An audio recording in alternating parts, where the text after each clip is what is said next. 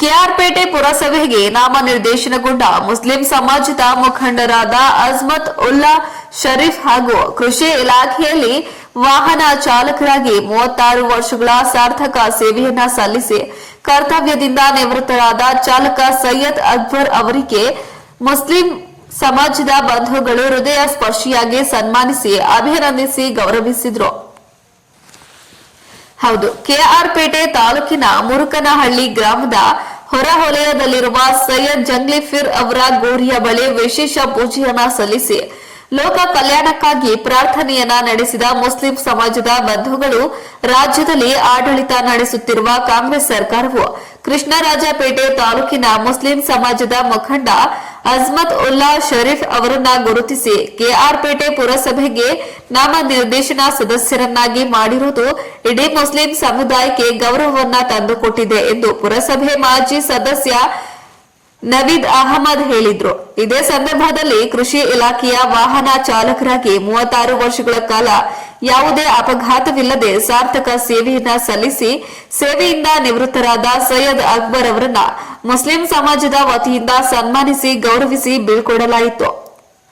ಕಾರ್ಯಕ್ರಮದಲ್ಲಿ ಮುಸ್ಲಿಂ ಸಮುದಾಯದ ಮುಖಂಡರಾದ ಚಾಂದ್ ಬಯ್ಯಾ, ಸೌದಿ ಫಯಾಜ್, ಸಲ್ಲು, ಯೂಸುಫ್, ರಿಯಾಜ್ ಅಹಮದ್, ಜಮೀಲ್ ಅಹಮದ್, ಎಳನೀರು ವ್ಯಾಪಾರಿ ಸುಬಾನ್, ಅಶ್ರಫ್ ಪಾಷಾ, ಸುಬೀದುಲ್ಲಾ ಖಾನ್, ಜಹೀರ್ ಅಹಮದ್, ಗುಜರಿ ಶಕೀರ್, ಸೈಯದ್ ಅಕ್ಸರ್, ಸೈಯದ್ ಜಮೀಲ್ ಸೇರಿದಂತೆ ನೂರಾರು ಮುಸ್ಲಿಂ ಬಂಧುಗಳು ಕಾರ್ಯಕ್ರಮದಲ್ಲಿ ಭಾಗವಹಿಸಿದ್ರು. ವರದಿ ಡಾಕ್ಟರ್ ಕೆಆರ್ ನೀಲಕಂಠ, ಕೃಷ್ಣರಾಜಪೇಟೆ, ಮಂಡ್ಯ. ಸುಪುತ್ರರಂತಹ ನಮ್ಮ ಅಕ್ಬರ್ ಸಾಹೇಬ್ರವರು, ಸೈಯದ್ ಅಕ್ಬರ್ ಅವರು ಸುಮಾರು 36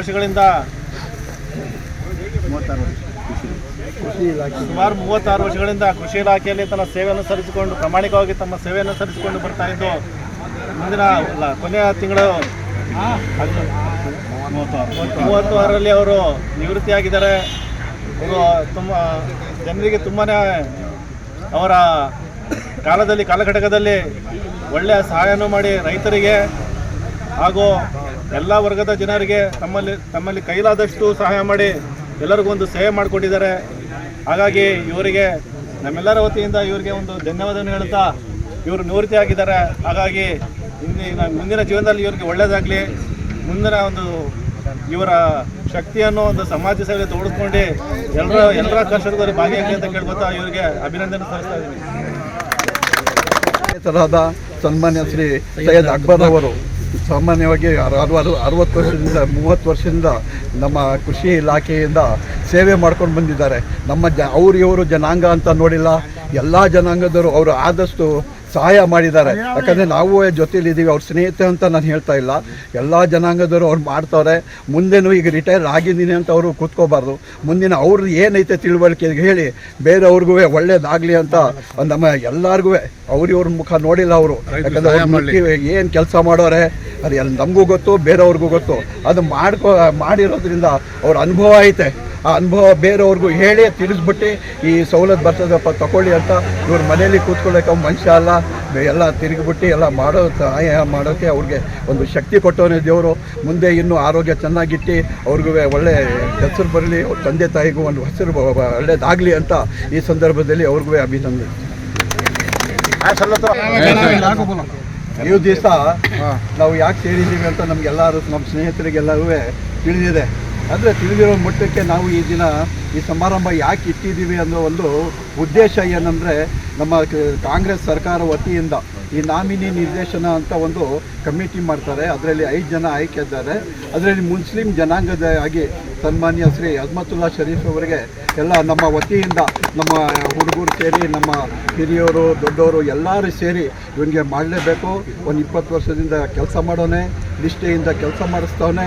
ಅದು ಮುಂದೆ ಹಿಂಗೇನೆ ಎಲ್ಲರಿಗೂ ತಗೊಂಡು ಎಲ್ಲ ಈ ವಾರ್ಡ್ ಅಲ್ಲ ಇದು, ಯಾಕಂದರೆ ಇದು ವಾರ್ಡ್ ಸಮೇತ ಬರಲ್ಲ ಇದಕ್ಕೆ. ಯಾಕಂದರೆ ಇದು ಜನರಲ್ ಆಗಿರೋದ್ರಿಂದ ನಾಮಿನಿ ನಿರ್ದೇಶನದಲ್ಲಿ ಎಲ್ಲರಿಗೂ ಅನ್ವಯಿಸ್ಬೇಡಿ. ಎಲ್ಲ ಮುಂದಿನ ಏನು ಮಾಡಿದ್ರು ಎಲ್ಲರಿಗೂ ಸಮಾನವಾಗಿ ತಗೊಂಡು ಎಲ್ಲ ವಾರ್ಡ್ನಲ್ಲೂ ಆದಷ್ಟು ಕೆಲಸ ಮಾಡಬೇಕು. ಸರ್ಕಾರಕ್ಕೆ ನಾವು ಏನು ಸವಲತ್ತು ಬರ್ತದೆ ಅದು ವತಿಯಿಂದ ನಾವು ಹೇಳಿ, ನಮ್ಮೆಲ್ಲ ಅವ್ರೊಬ್ಬರೇ ಅಲ್ಲ, ಎಲ್ಲರೂ ಸಹಕಾರ ಕೊಡಬೇಕು ಅವ್ರಿಗೆ. ಯಾಕಂದರೆ ಅವ್ರು ಸಹಕಾರ ಕೊಡಲಿಲ್ಲ ಅಂದರೆ ಅವ್ನ ಮುಂದಿನ ಕೆಲಸ ಏನು ಮಾಡೋಕ್ಕಾಗಲ್ಲ.